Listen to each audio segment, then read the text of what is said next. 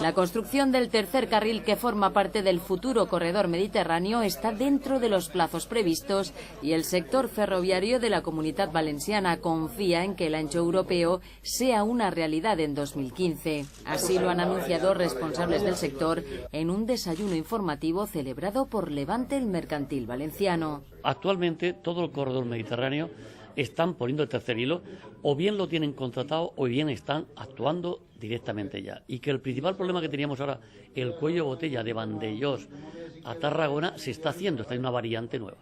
Ante la inminente llegada del ancho europeo ferroviario, otros sectores logísticos como el puerto de Valencia aseguran que estarán preparados para atender las necesidades del tercer hilo. Sí, nosotros el proyecto que tenemos para la terminal pública ferroviaria, pues bueno, en 2015 nosotros podremos hacer trenes de ancho europeo de hasta 600 metros. Luego, en otras fases, podremos alargar esa terminal hasta 750 metros y nos hemos dejado sitio hasta posibles trenes de 1000 metros. Y es que cambiar el ancho de vía significa potenciar el transporte de mercancías. Te dices, oye, ¿yo puedo llevar mi contenedor por tren hasta el centro de Francia? Pues hasta que haya el tercero le decimos no. Y ahora decimos sí. Tienes la opción de llevarlos hasta el norte de Europa y bajarlos por tren, o tienes la opción de dejarlos aquí 3 días antes si tu cliente te lo ha pedido y subirlo por tren. Sin embargo, la anchura de las vías no es el único problema con el que se encuentra el transporte internacional de mercancías.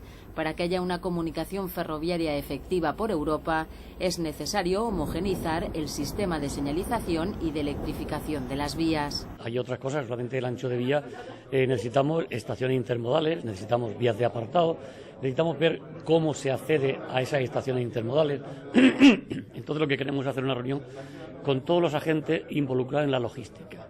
Otro gran inconveniente para que aumente el tráfico de mercancías por tren es la gestión, y resolver este problema pasa por realizar una liberalización real del sector. Es que la gestión nace del proceso de liberalización, que es donde cambia el escenario de una empresa monopolista a la entrada de múltiples operadores, hablo en mercancías, y que eso a fecha de hoy no ha funcionado. Entonces es muy difícil que, si al final el gestor, que es la empresa ferroviaria, no puede desarrollar su negocio y hacer una oferta atractiva para los potenciales clientes, por mucha infraestructura que tengamos, si no hay un buen sistema de gestión, pues esa vía va a quedarse infrautilizada.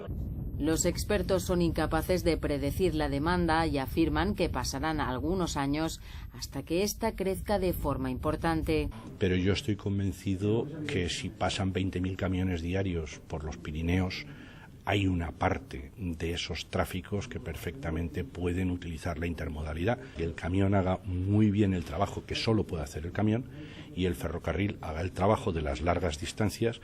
Los responsables del sector ferroviario coinciden en que el tercer hilo no es el corredor mediterráneo, sino un proyecto de mínimos, el único posible en estos momentos en los que la inversión escasea. También tiene una serie de problemas técnicos bastante grandes.